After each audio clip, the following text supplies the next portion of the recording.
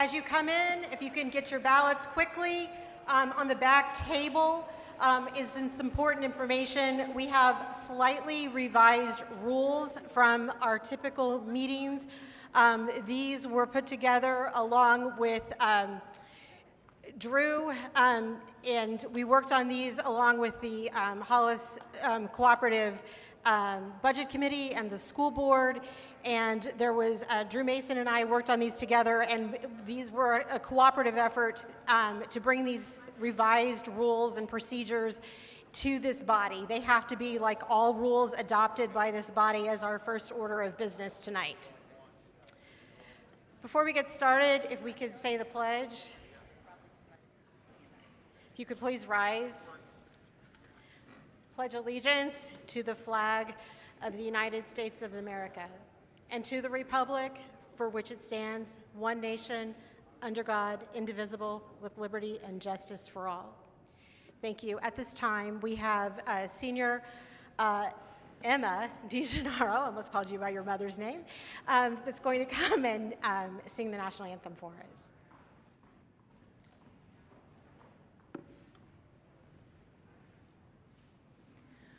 Oh, say, can you see by the dawn's early light what so proudly we hailed at the twilight's last gleaming, whose broad stripes and bright stars through the perilous fight o'er the ramparts we watched were so gallantly streaming, and the rockets' red glare, the bombs bursting in air, gave proof through the night that our flag was still there. Oh, say, does that star-spangled banner yet wave o'er the land of the free and the home of the brave?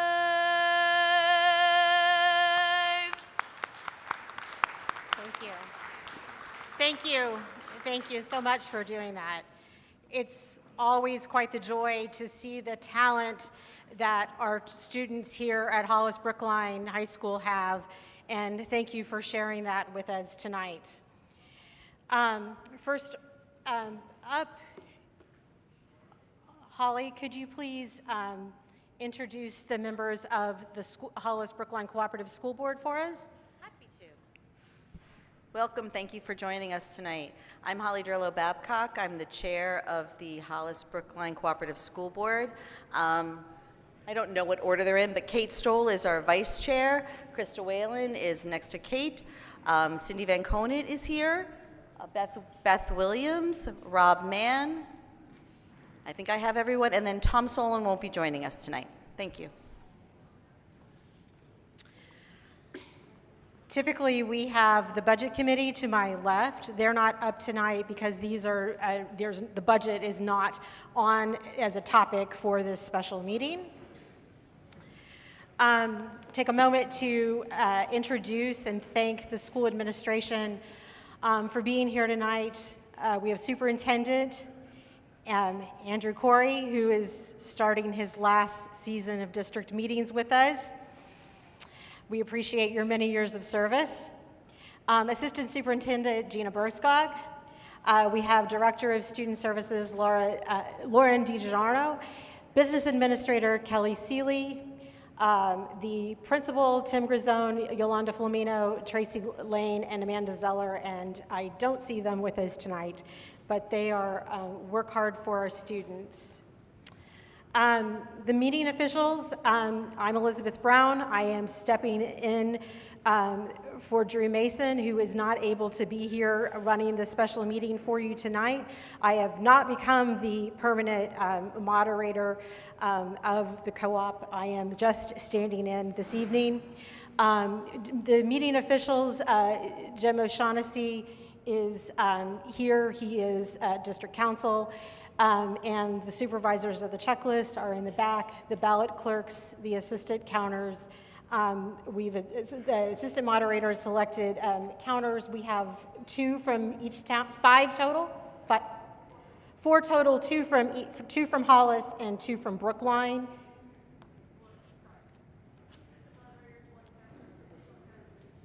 One additional counter from each town. Thank you, Melinda. We appreciate all of your help.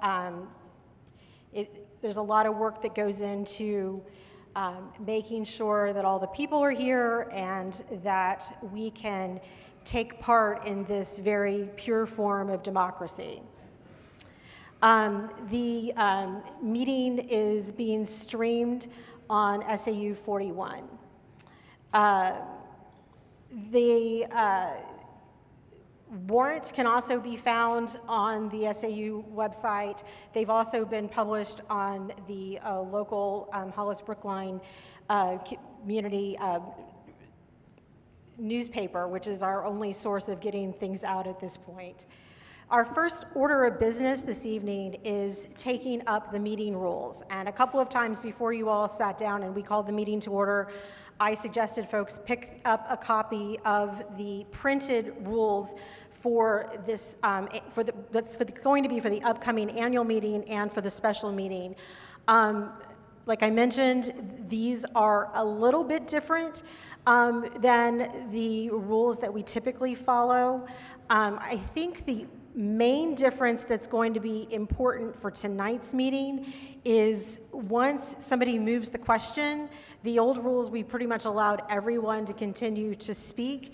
And now if that motion carries, that will end debate and the line will sit down. The motion has to be made by somebody that's in the line.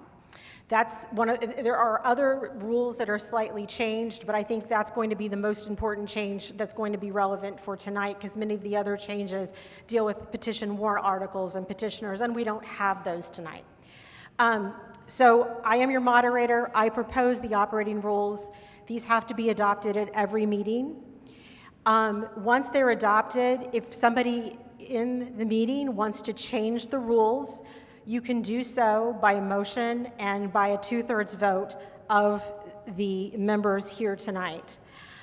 We use Robert's rules as a guide. We don't follow them precisely, but our rules are generally based upon Robert's rules, and we will typically follow those. And where it says it's not in the town report, that's where it should be for a regular meeting. We don't have the town reports published yet because the regular warrants are not yet, it's not yet due. We are getting ready to go into public hearings in the beginning of February, so we're just around the corner. If you would like to speak at the meeting, you should come to the podium, which is here, wait to be recognized. Please speak into the microphone. Before you start speaking, the first order of business is show your voter card, state your name and your address. You should direct your comments to the moderator, to the front of the room, not to the voters, not to other folks, and speak only once in line until others have had an opportunity to speak. Speaking at the meeting, will be limited to 2 minutes, and we're going to try to use something new tonight. We're going to try to do that electronically. So there'll be a timer that I'm going to start when somebody comes to the podium to speak. Hopefully that keeps me honest and keeps everyone else honest, and so everyone gets that same 2 minutes. If you notice that I don't start the timer, you can kind of note, because we're all trying to, this process is a little bit new for us too, and I won't proclaim to be able to do everything perfect up here. If you are coming to the podium to propose a amendment, which I don't anticipate we should have amendments tonight, but if we did, the person who is bringing the motion for amendment will have 5 minutes to speak in support of that motion. Your 2 minutes is for you. You can't yield it to somebody else or give it to your neighbor or your spouse. One part of the speaking at a meeting that is governed by law that we can't change is that no person shall speak at the meeting without leave of the moderator. And you should only speak when you have the floor, so when speaking is in order. And I am attempting to control the meeting, so please speak when I've given you leave to speak, and allow me to try to keep order in the meeting so we can get through our business tonight as quickly as we can. If I make a mistake, if you're confused, if there's something that needs to be brought to my attention, the proper thing is to say point of order. You can bring that to my attention along with whatever is an error at the meeting. You can appeal my ruling using that mechanism. Point of order is not supposed to be used for questions. It's not supposed to be used for motions. It's supposed to be a time where I'm not following my rules and that we need to bring the order to the meeting back in line. It's best if you can actually point to the number of the rule that I am not following, so I can be directed to that and the other voters in the room can be directed to that rule. That is the best way to bring forth a point of order. Ending debate. We have several folks here for a special meeting. A motion to end debate may be only made after waiting in line. That motion is not debatable. So, I will determine in my discretion whether or not it's appropriate. If I rule that it's appropriate and the room believes that it's not, that would be an appropriate time to attempt to overrule the moderator. A motion to end debate requires 2/3 of the voters in the room to agree with you that it is time to end debate. At that point, debate ceases and the motion will be brought to the floor. This is that important difference that I want to highlight, which is why it's underlined, because this is a little different than the way Drew Mason has ran recent meetings, and this kind of goes back to what I understand was the old rule. It's what I remember doing probably 10 years ago. So this is going back to the old way. So the line sits down if the motion to end debate is successful. It should allow for meetings to go a little bit more quickly and a little less duplication. Also, a change in the rules is a motion to postpone indefinitely or pass over can be made before an article is brought to the floor. This type of motion requires a second. It is debatable and also requires 2/3 of the members of the voters to pass. Motions to reconsider. The purpose for a motion to reconsider is not to get a second bite at the apple. The reason for a motion to reconsider is to bring new information to the floor. It is debatable, requires a simple majority in order to pass, but it can only be made by a voter on the prevailing side. So if you lose the vote and you voted against something, you don't have the right to bring forth a motion for reconsideration. It really is intended to allow for new information to be heard. A motion to restrict reconsideration, we may have those tonight. Those are very important in longer meetings where we have a number of different articles on the warrant.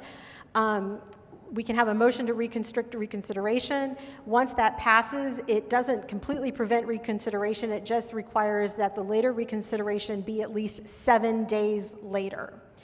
A motion for to restrict reconsideration is in order at any time the speaker has the floor, and it's only in order after the results of the vote has been declared. So if we end up having to have a vote that is not declared based upon a card count, it's only in order after we've counted the votes.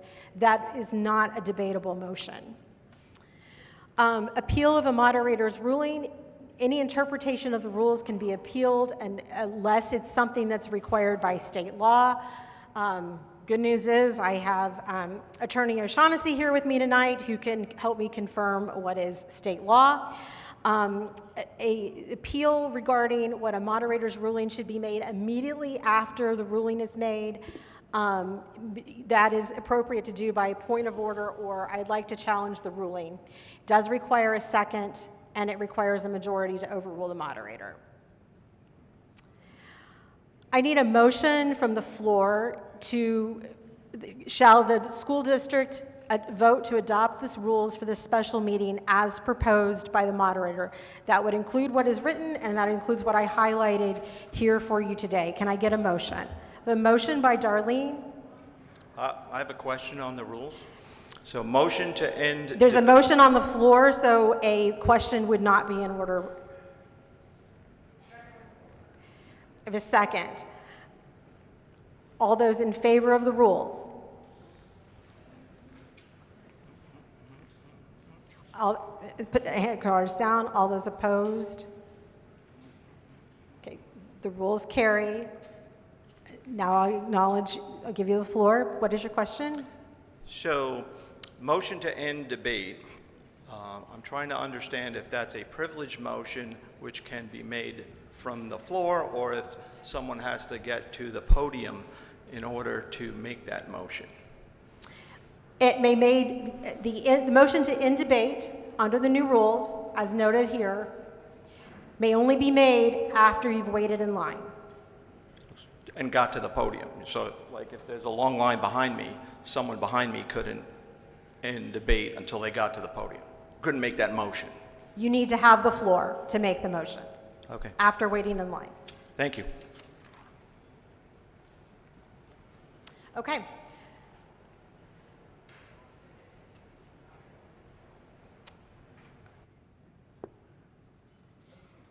The first article of business tonight is Article 1. It's been moved by Holly Durley-Babcock and seconded by Kate Stoll. The article is to see if the school district will vote to clarify the definition of capital expenses in Article 4 of the Articles Agreement of the Hollis Brookline Cooperative School District. You can see where the language here is presented for what Article 4 would do. We would strike the first clause of the rule. The expenses related to principal and interest of bonds, current and future, would be stricken from the Articles of Agreement.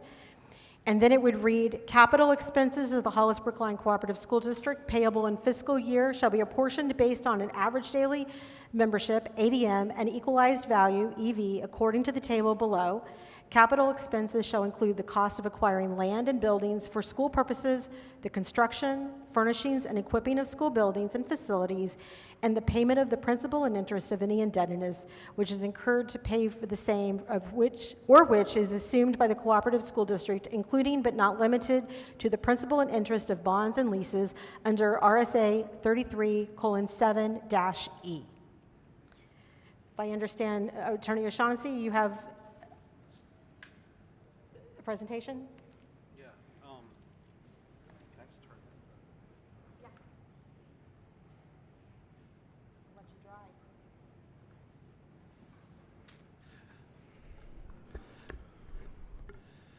dry. Liz, can somebody adjust the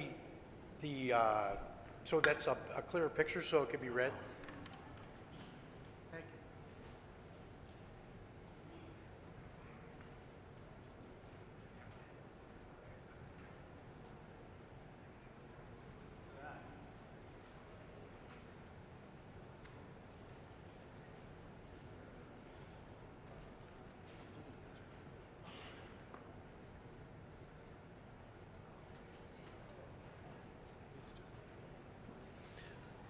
Hi. So the language you see here is actually what's printed in your warrant. It's just presented up here for convenience. So if you have warrants in front of you, this is the same language. All right. So both of the warrant articles today on the special meeting warrant pertain to the apportionment formula. Article 1 specifically pertains to one part of the apportionment formula. So before we get started talking about that, Relevant law in New Hampshire is governed by RSA 195-18, sections E and G. That is the law that requires cooperative school districts formed after a certain time, post 1963, to have articles of agreement, and the articles of agreement must set forth the method for apportioning operating expenses and capital expenses. Those are the two types of expenses in a cooperative school district, right? So it's really just broken down into those two categories. Your current articles of agreement, I'm going to go back. This is the actual current version of your articles of agreement, are broken down into two categories: operating expenses and bonds. So if you kind of recognize that there's a difference with part 2, is that the law says you have to have a method for apportioning capital expenses, and your current articles of agreement have a method, but it only says principal and interest of bonds. So the purpose of Article 1 today is to amend your articles of agreement so they specifically align with the statutory language to have capital expenses apportioned with a description of what capital expenses is, following the exact language in the statute, which is printed here, 195-18, Roman numeral 3G. That's the long and short of it. The only part of the articles of agreement that are being amended here is the middle part here, which is the definition of capital expenses. The actual table and the formula is not on the floor. It's not being proposed for amendment. The idea being you update your definition, and down the road, wherever it's appropriate, you can update your apportionment formula if that's something you want to do. That's the purpose of Article 1. I'll stay here, Liz, in case people have questions for a couple of minutes, or you can have me sit.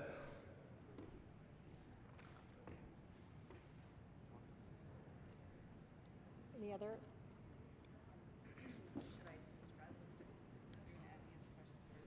Thank you, Attorney O'Shaughnessy. You are first to the floor. Melinda Willis, 40 Wright Road. I have a question for you. It's clarification of the language, please. Sure. So when it says, the way it's written in the amendment, capital expenses shall include the cost of acquiring land and building for school purposes, the construction, furnishing, and equipping of school buildings and facilities. That sounds to me like it means when you do the building, it includes the furnishings and the equipment that are put in at the time you are building the building. Or does it mean anytime that we decide, oh, we need new tables for the cafeteria to replace our old beat-up ones, that those would also then follow under this definition? Yeah, so capital is capital, right? Like Right. it's your building, it's your property. Anytime you purchase new property, repair your property, put a roof on the building, put a new boiler in, those are capital expenses. And when the legislature adopted the law, they envisioned that you would pay for your operating expenses and your capital expenses using a different formula. You could use the same formula, but you would apportion them using potentially different methods. So the answer is, anytime moving forward you have a capital expense, it would be apportioned using the capital expenses formula. I represent a lot of cooperative school districts. That's how everybody does it. That's the language from the statute. Is there a subparagraph that definitively explains what capital equipment is? Like if it has to have a 5-year lifespan, a 10-year lifespan, a 20-year lifespan? Because that could make a big difference. I don't know the answer to that question. I don't know if there's a clear, in the statute, in New Hampshire, our statutes are typically pretty limited. I think most folks know what is capital and what isn't, and I don't think the lifespan or the depreciation, whatever, I don't think that's really applicable. Well, because of how our apportionment done, it's very applicable. Yeah, no, like in terms of the lifespan, I don't think the lifespan is how you define whether it is or it is not capital. Is there a dollar definition then? Not in the law, no. Okay. Thank you. Hello, thank you. Sue Hamola, 15 Mendelssohn Drive.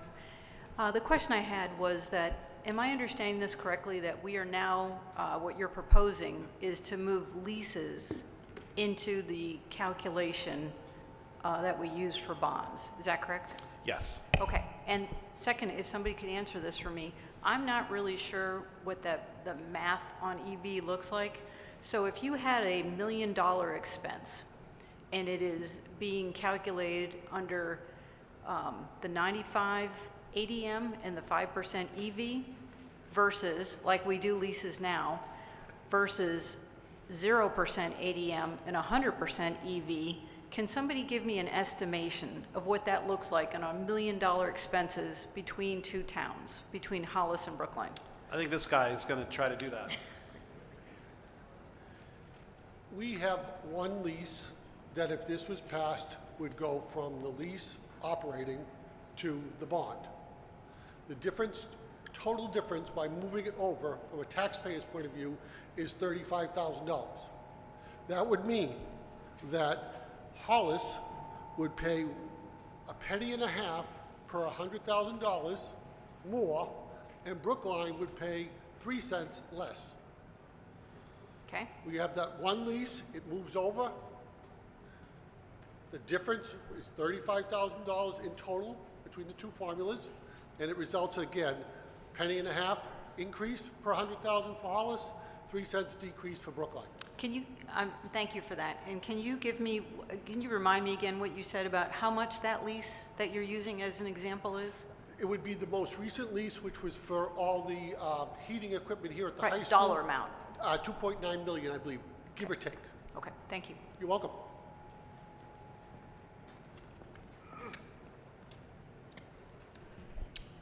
Web Scales, 49 DePaul Gould Road, Brookline.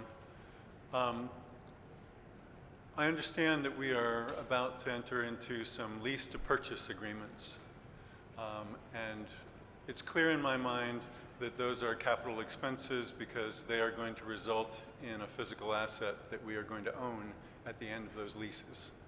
And so having those leases structured as a capital expense under Article 4 makes very good sense. If we have other leases, for instance, if we leased a tractor or something, and at the end of 3 years, that tractor goes back to the company that leased it to us, that strikes me as an operating expense and not a capital one, because at the end of the lease, we don't have any asset. And so I have a question as to whether the fact that this article deals with capital expenses, how operable is that word lease? If it's a lease to purchase arrangement, it's capital regardless of whether it's lease. If it's not going to result in an asset, then even though it's a lease, it's not a capital expense. Does it come under Article 4? The way I look at it, first of all, is if it's in the operating budget. Like I'll use most recent purchase of a school van, okay? We just choose to purchase that. We could lease it, we have leased it in the past, but that's an operating piece based on it's in the operating budget. So when I look at these two words, I think the way I separate them is the lease or the bond, it's a separate warrant article for a separate purpose. If it's in the operating budget, it goes under the operations formula. So your $20,000 tractor, to me, is buy outright in the operating budget. It's an operating expense. And then just because you asked, on Monday night, if you watch, you'll see that I'm going to recommend the two leases that we're proposing actually move over to bonds because we just got the recent bond rates, and it's much better from an interest rate point of view at this present time to go to bonds. So we're going to make that recommendation on Monday night. Right, but if they're bonded, then we Correct. understand how they're Correct. dealt with. It's, Right, but it's the to me- lease to purchase arrangement. Right. I think that the big thing is when it's a separate warrant article, like the ones you're talking about for Monday, that was a lease for X amount to do the HVAC equipment at the middle school. And the other one was to do solar and all the lighting, okay? Those are separate items. Those are capital, long-term capital things where we're always looking at the equipment that we're purchasing is going to have a longer useful life than the lease. So just to bring this to a close, the fact that it's a lease doesn't necessarily mean that it is or isn't capital. Depends on which budget you put it in. Correct. And pretty much, we have that threshold. It's going to be a significant cost to make the bond lease that we're talking about tonight. Thank you.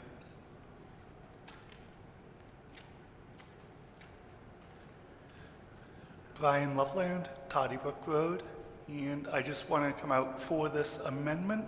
It's simply treating like expenses the same way and will give the school board the most latitude to choose on if it's a bond or a lease, knowing, but not that the board, some board members and stuff, I would be hesitant if I were a board member to choose a lease if we don't have explicit language clarifying how it's going to get apportioned because of any ambiguity. By doing this, we're treating a bond and a lease, which are the same, would be for the same thing, the same way, so that the board has the most leeway to make the right decision.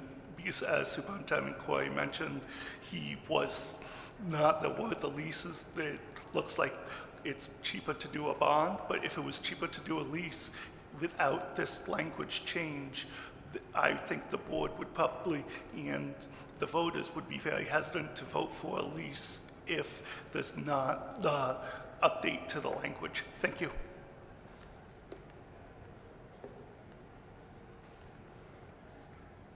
Mike Raimondi, 62 Olson Drive in Hollis.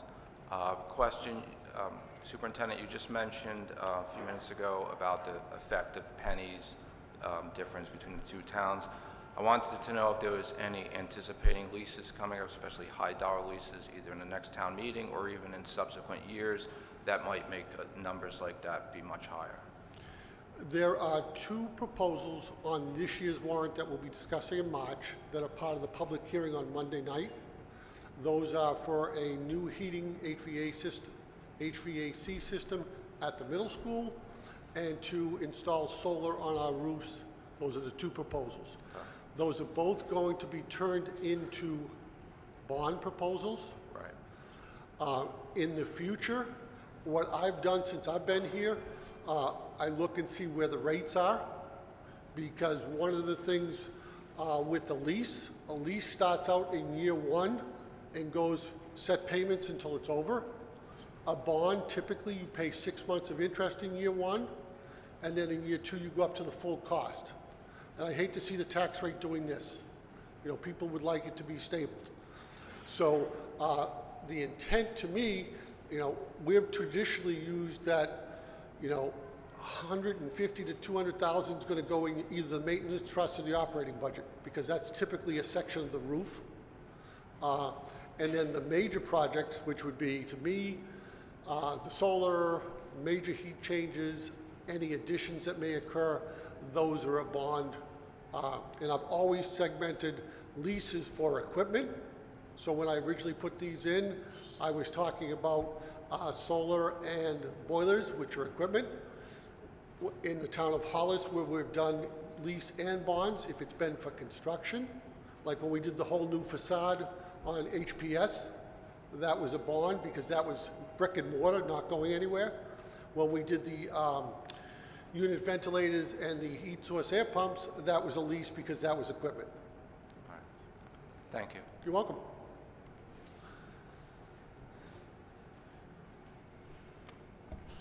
Chris O'Pelico, Hollis. My question is for Attorney O'Shaughnessy.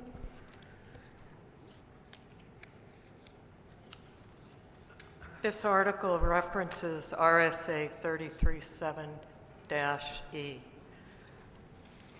When I looked up 33(7)(E), it's all about lease agreement of equipment, and it does not look like what is underlined at all. I would like you to read what 33(7)(E) is. The other thing is, since I'm under a time constraint, I'd like to know how many leases we presently have for the co-op. Maybe you can't answer that, but I'm sure somebody at the table can. And do those leases turn into bonds if that's what's going to happen? Great question. The language you see here underlined is the language from RSA 195-18, Roman numeral 3, subsection I, where it defines capital expense. The only difference being between this and the definition of the statute is this language specifically calls out lease purchase agreements pursuant to RSA 33.7 E, and the reason I put that in there as the language the board asked me to put in is because I knew you folks would want that specifically said in the language, that if it's amended, we are going to treat those lease purchase agreements of equipment as capital expenses specifically. So this is a reference to another statute, and you are correct. It's referencing the leases of equipment part of RSA 33. That is correct. And it has nothing to do with the acquisition of land and 33.7-E, which is what we got as a reference. I don't believe it has anything to do with land, the acquisition of the land. capital expenses will include a lot more categories of things than just the acquisition of land. It'll include, for example, lease purchase agreements, all kinds of equipment. So yes, that is correct. Okay, just going back to my first request was, would you please read from RSA 33.7-E for the audience? I mean, do you have it pulled up? Because I don't. I have a copy. Okay. I mean, go ahead. It says the governing body, it says lease agreements of equipment. The governing body may enter into leases of equipment as required by the municipality. Appropriations to fund lease agreements with non-appropriation clauses may be approved by a simple majority vote of the legislative body. Lease agreements with non-appropriate clauses shall not be treated as debt under RSA 33.4-A. For the purpose of this section, lease shall include lease purchase, sale, and lease back, installment, sale, or other similar agreement to acquire use or ownership of such equipment as is from time to time required by the municipality.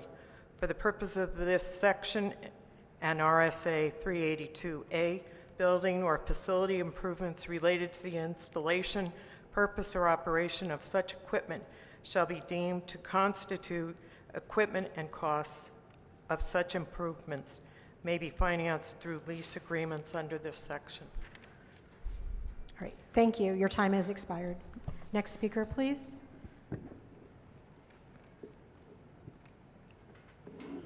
Yeah, hi, I'm Aaron Penkasik. I'm at 133 Dow Road in Hollis.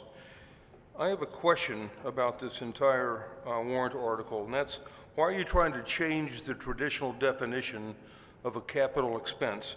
A capital expense traditionally is a one-time purchase or improvement to assets that provide a lasting benefit.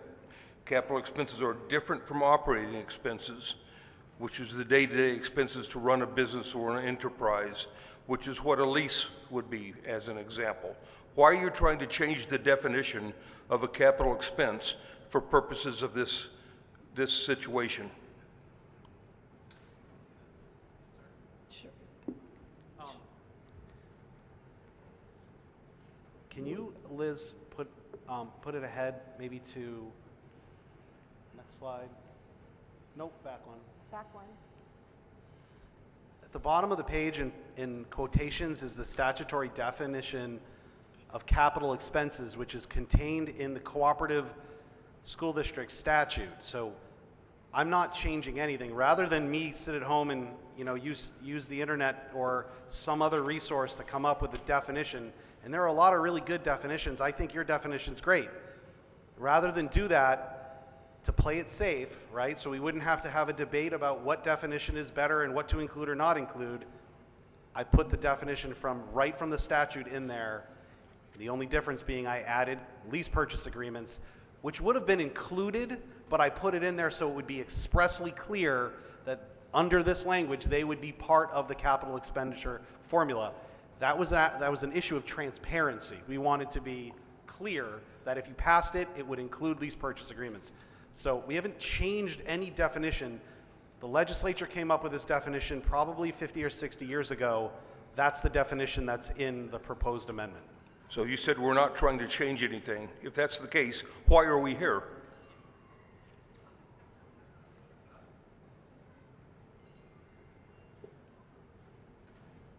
Because in the Articles of Agreement that we're operating under, we don't have the words capital lease. We just have bond.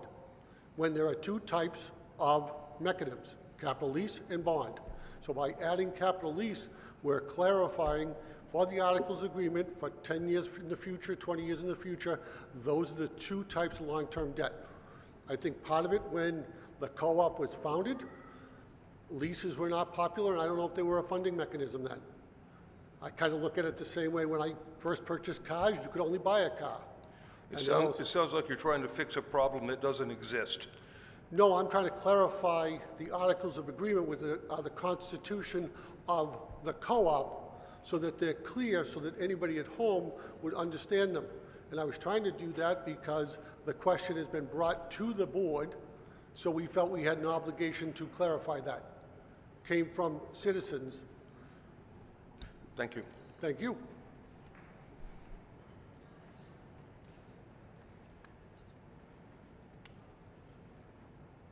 David Perry, 3 West Hollis Road in Hollis. In getting the original communication on this, this article, I was actually astounded that school expenses are apportioned in a way other than the number of students that are being sent by the towns that are involved.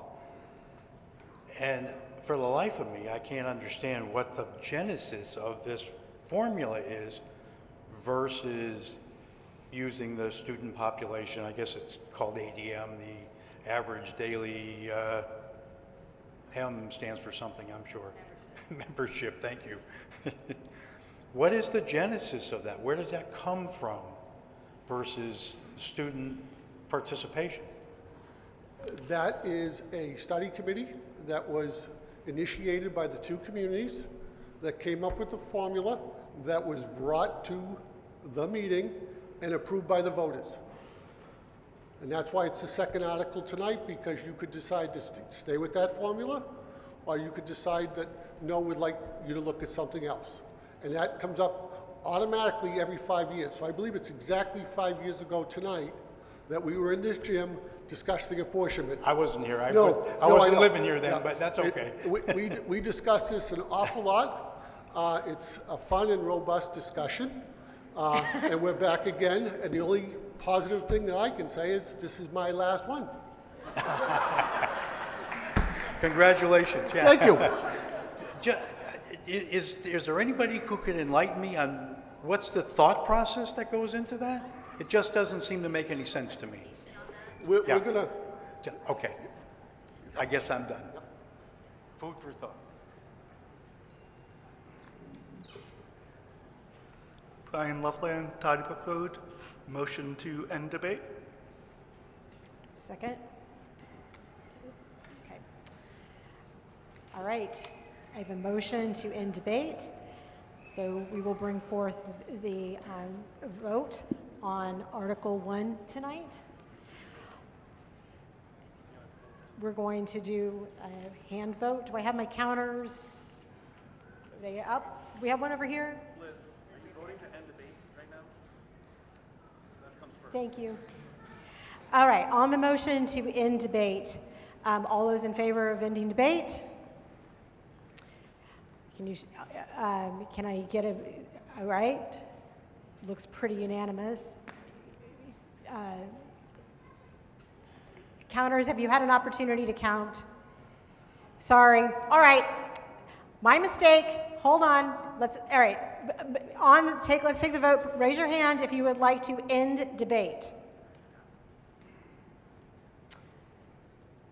Counters, have you had an opportunity to count? Okay. It has to be two. It has to be two.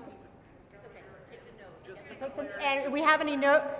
Put your cards down. Are there any no's on the motion? Thank you. Motion carries. Okay, now we'll go to take a vote on the article. All of those in favor of Article 1, please raise your cards.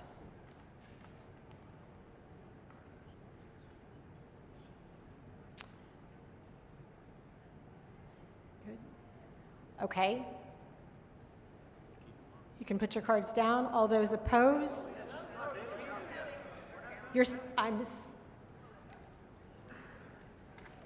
All right, apologize. I thought I was getting the signal from, I apologize for creating confusion. Everybody put your card down. We're going to start over.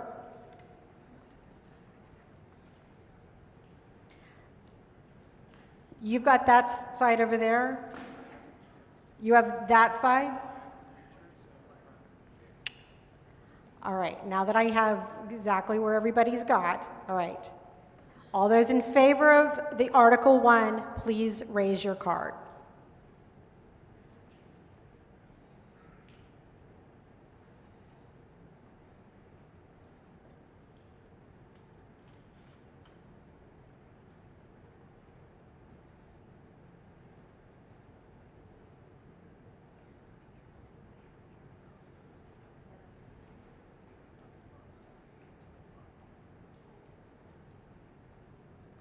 Good.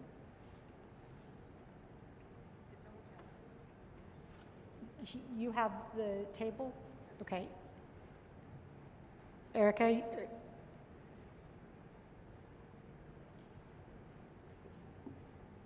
going to wait till I get a thumbs up from Melinda. Okay. Sorry, it's aerobics tonight. Okay. Now you can put your cards down if you were voting in favor. All those in opposition to Article 1, please raise your cards.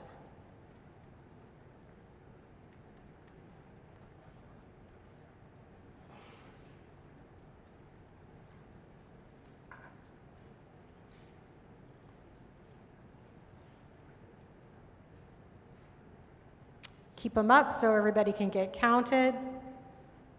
Thank you for your patience.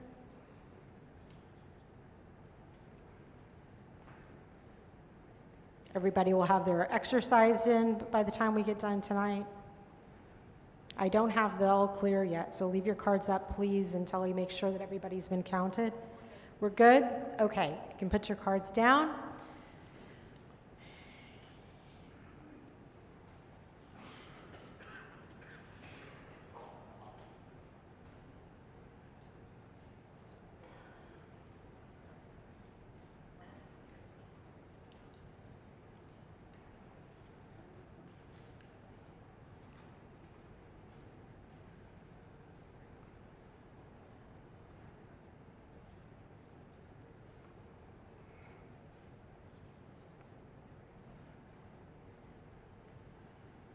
Okay. Motion carries. The votes were yeas 97, noes 85.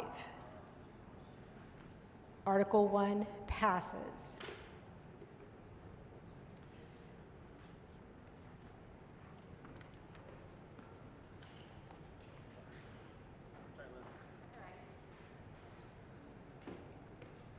I'm not getting on the treadmill tonight, so I need some exercise somehow.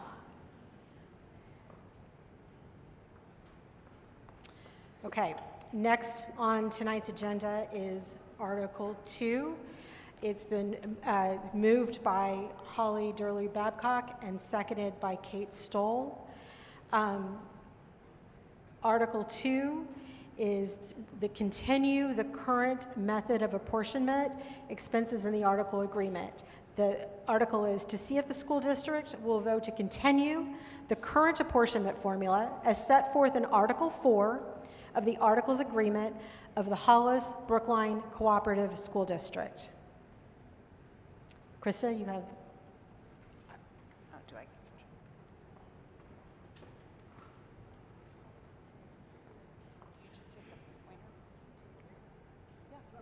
No, it's fine. Thank you. Good evening. I'm going to take some time to just explain what apportionment is. We've been talking about it, and I'm sure the majority of you know, but just in case people aren't familiar with it. Apportionment is the formula used to determine the share of the costs in the cooperative school district between Hollis and Brookline. It's set up by a simple majority vote at either an annual co-op school district meeting or a special district meeting. We've been holding these special district meetings every 5 years because that's when you renew the apportionment formula. We've been doing them in January because our meetings in March tend to take a long time, and adding another warrant onto it would make our meetings even longer. So we've been doing it usually in January. Once a change in the apportionment formula is adopted, or a vote to keep the formula, it is set for 5 years. That is a new rule. In the past, you had to change the formula in order to set it for 5 years. But in 2021, there was a law passed that we were allowed to keep a formula as long as there was a majority of vote in the legislature to keep it. This is just a slide to show you how the apportionment works with the high school and the middle school. Goes into the apportionment formula. The state aid goes into both the Hollis co-op tax impact and the Brookline tax impact. Very simple explanation of how it's apportioned. The current formula was brought forward in 2015, and it was brought forward because of a committee that worked on it. So in 2013, a board approved a committee after a request from the public. And then in March in 2014, a petition-based warrant article was brought to the district meeting to change the apportionment formula. At that meeting, no apportionment formula was approved, and so 100% average daily membership stayed intact. In 2014, an apportionment committee was formed.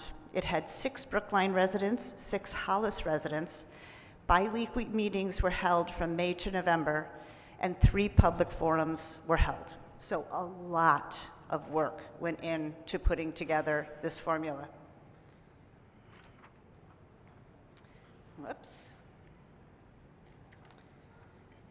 So the committee came forward with the recommended formula: 95% ADM, 5% EV for non-bonded costs, and 100% EV for bonded costs.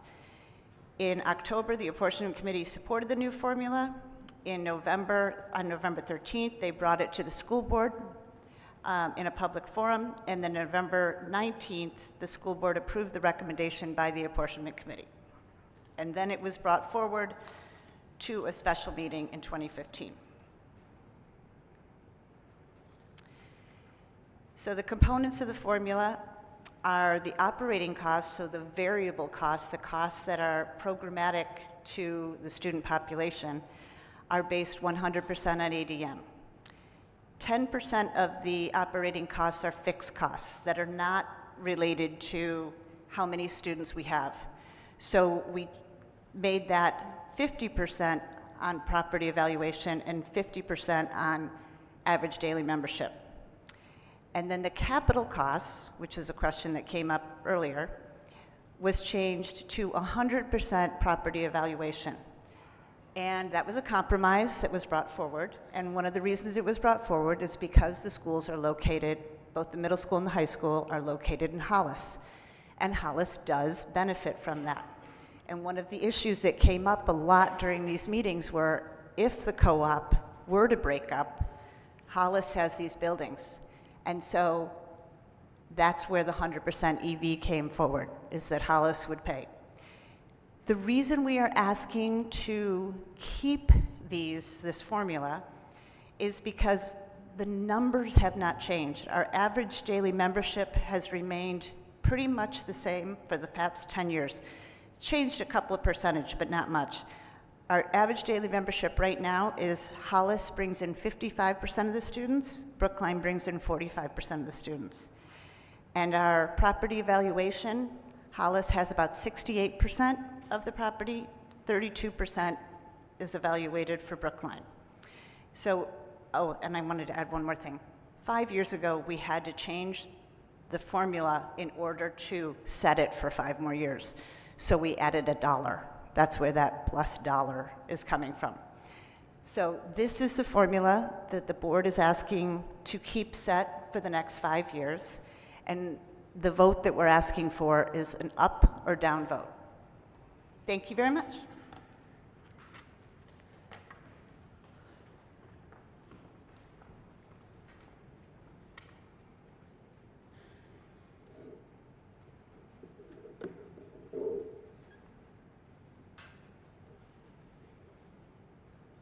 Do we have speakers on?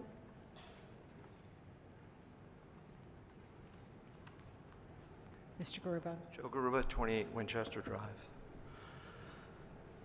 So, we changed the apportionment formula in 2020. So my question is, when was that meeting held in 2020?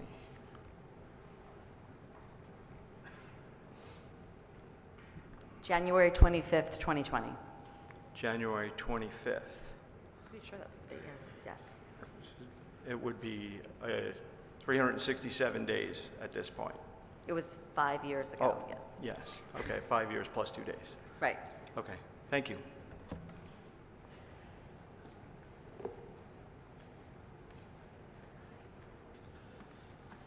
Jonathan Fontaine, 42 Ironworks Lane, Hollis.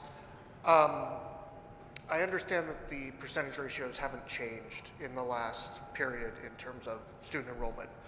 I also know that both Hollis and, because of some of my driving, Brookline is experiencing housing growth, and thereby they'll experience population growth. Do we have a projection or an understanding of the possible ratio changes based on the new housing happening in both towns? Because my rough concern would be whether those percentages change and how that might impact over the next 5 years.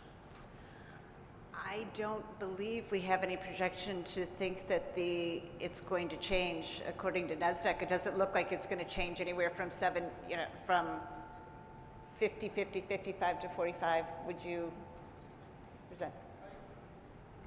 That's a good question. Sorry, I'm going to make you get up as last year.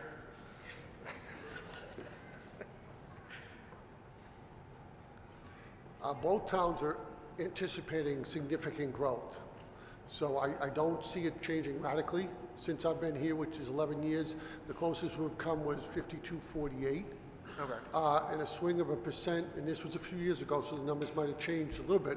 But a few years back, when we swung 1%, you swung about $200,000. Okay. Okay? So nothing significant in variance. Okay.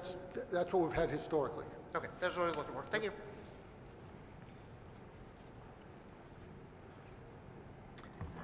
Tony Stanisi from Hollis. I have a question about the EV. Could you clarify what the E is estimated market value? Because there makes a difference on where that E is. The EV is the evaluation, like how would I describe that? The property evaluation, how much the property is worth in each town. And so if you combine them, that number, Hollis has about 68% of that, and Brookline has about 32. Okay. Just to, for the record, I looked up these numbers, and the median house sale in Hollis right now is $615,000, and the median in Brookline is $628,000. Hollis has seen about a 10.2% drop in its market values in the past year, while Brookline has only seen like about a 3%. So, you know, it makes a difference whether it's a market value or a town assessment, but I think those values are getting very, very close between both towns when you look at like something like a median or an average. Yeah, I hear what you're saying. And when we send this to the state does the calculation for the evaluation, the property evaluation. They are the ones who assign that number to us based on the calculations they have.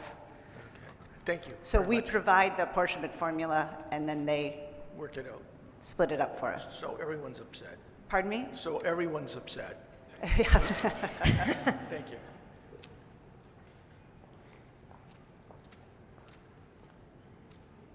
Mary Ann Shanley, Buttonwood Drive in Hollis. I'm curious why you're keeping the plus $1. Why not just strip that out and make it easier? Just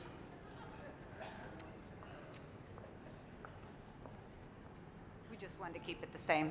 That's why we kept the dollar in there, just to Okay. keep it the same. okay.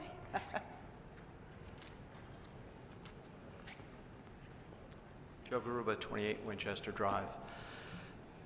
So, considering the fact that the equalized valuation results in higher taxes being paid by Hollis than Brookline on a per-student basis, I think there's two problems with the formula, and these are reasons that I suggest that we don't continue this formula. Firstly, someone mentioned growth. The voters of Hollis do not get to vote on zoning amendments or zoning ordinance in Brookline. So that leaves us in a situation where we're paying additional taxes, and in essence, we have no representation on the zoning control or growth management in Brookline. The second thing, as mentioned, the schools being in Hollis, it certainly is a benefit in some sense, but in others, it's a drawback, potentially when you look at the amount of traffic that we see in town when schools are filling up or when they're leaving. So I don't think it's appropriate to tax the residents of Hollis a greater amount on a per student basis. So those are reasons that I suggest voting against this. Thank you.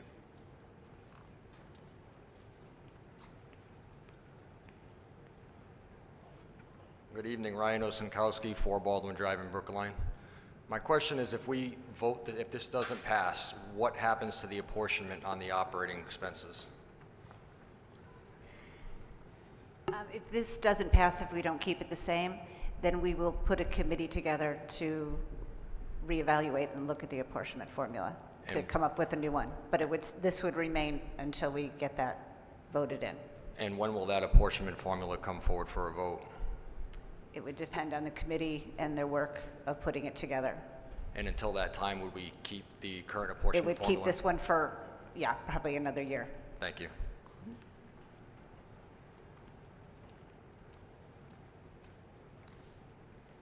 Mary Ann Shanley, Buttonwood Drive in Hollis. You gave us synopsis of how the apportionment committee went 5 years ago, or 10 years ago. And I would like to make those who were not here at the time aware that it was extremely contentious. People watched it like a hawk. It was, you said it was a lot of work. It was hours and hours and hours and hours of research and discussion and dredging through the DOE website for statistics and information. It was an enormous undertaking, a huge amount of work. I would be cautious about jumping back into that unless we have some big upheaval, like Mason buys half of Brookline, or I don't know, or half of Hollis goes to Nashua. I would hope we could keep this and not go back into that firestorm.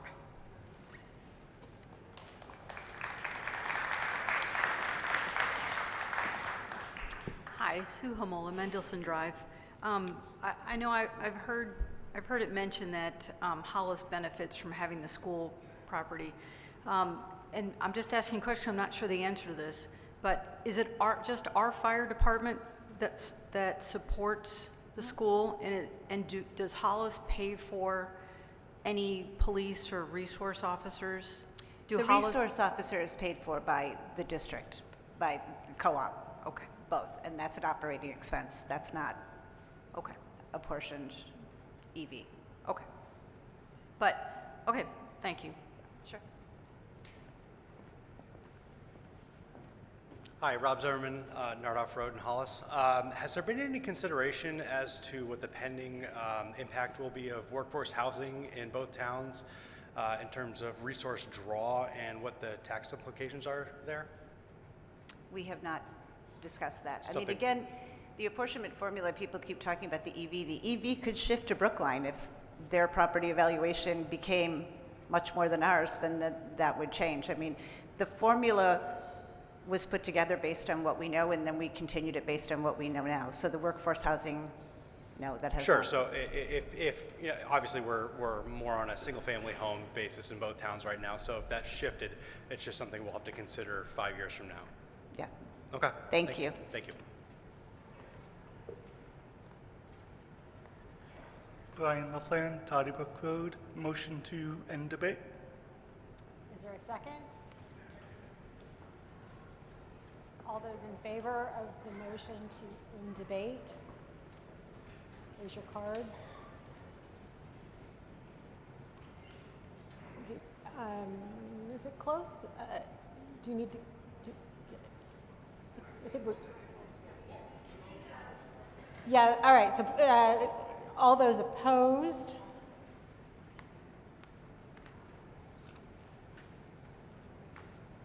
Let's count just to be careful. Don't want anybody accusing me of ending debate on this one. It's important. Okay, so I got my counters in position. All those in favor of the motion to end debate, please raise your cards. Keep them up so the counters have an opportunity to count.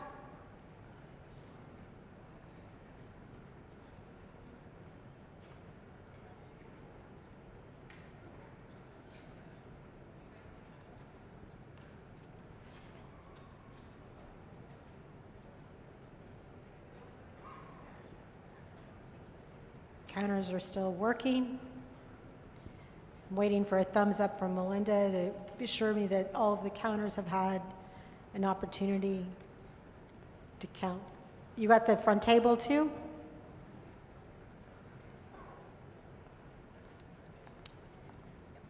Okay. You can put your cards down if you want to. All those opposed to the motion to end debate, please raise your cards.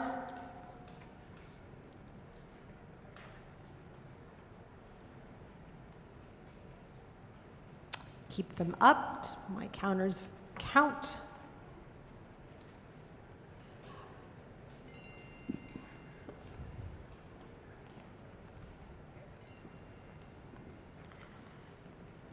User error.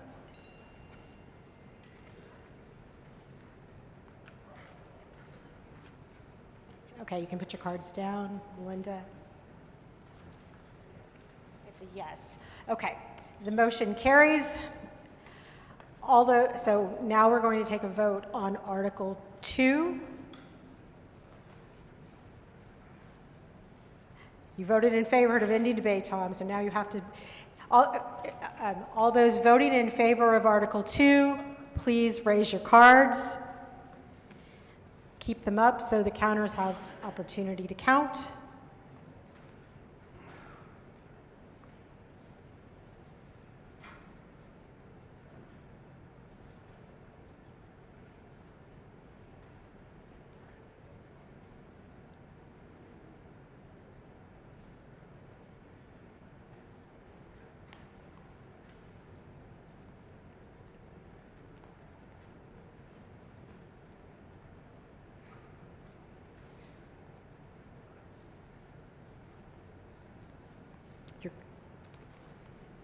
Think we've got everybody counted now? All those opposed to Article 2, please raise your cards.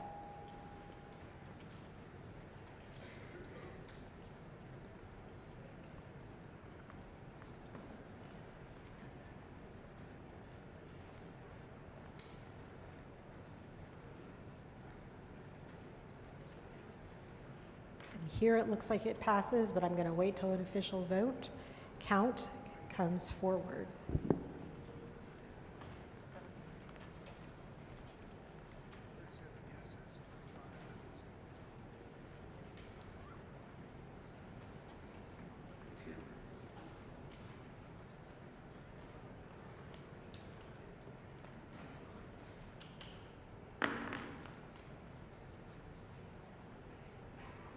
Okay, Article 2 passes.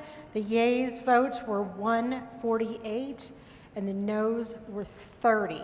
So Article 2 passes. Mr. Guillen? Tom Guillen. Tom Guillen, Broad Street, Hollis. Motion to dissolve the meeting. Is there a second? Second behind me from Mr. Mann. All those in favor of the motion to dissolve the meeting? Thank you. Should please raise your cards as you're proposed. Motion carries. Thank you all. This is the first of many meetings. February starts out, there's lots of hearings on the budgets for the school districts. That's the time to go here, ask your questions at those meetings. Thank you all for attending.